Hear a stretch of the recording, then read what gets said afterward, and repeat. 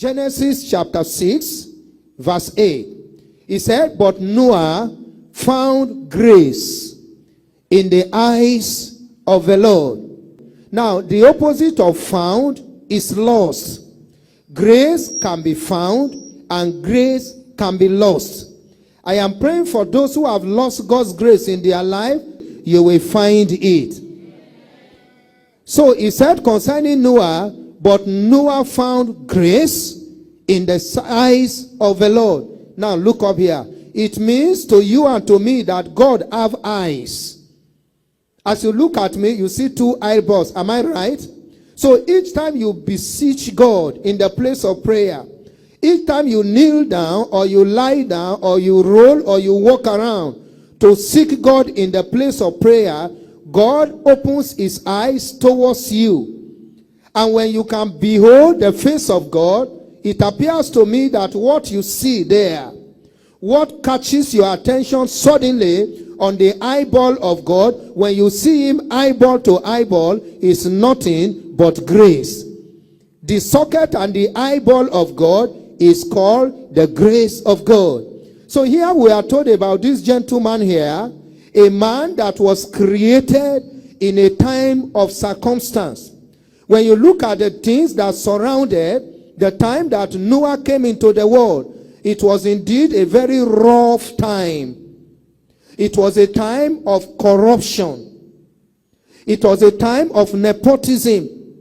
It was a time when things are very hard.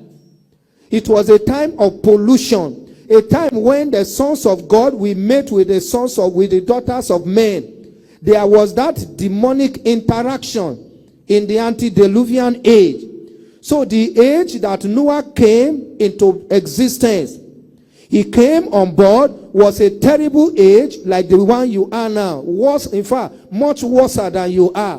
When you talk about witches and wizards, when you talk about familiar spirit, when you talk about activities of agents of darkness, they were very prominent, very real in the days of Noah. When you talk about corruption in the society, wickedness in the land, it was very germane in the generation of Noah. And yet, God has a mandate. God has an assignment.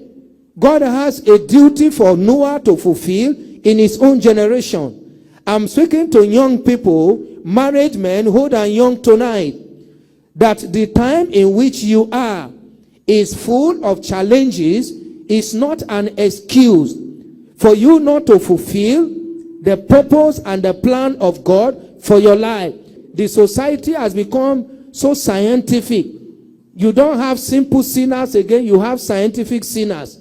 Everything you say, they argue it. Can I serve God in a generation like this?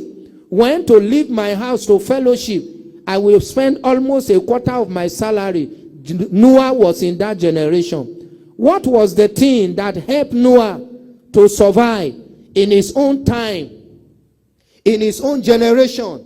The Bible tells us here, Noah found grace.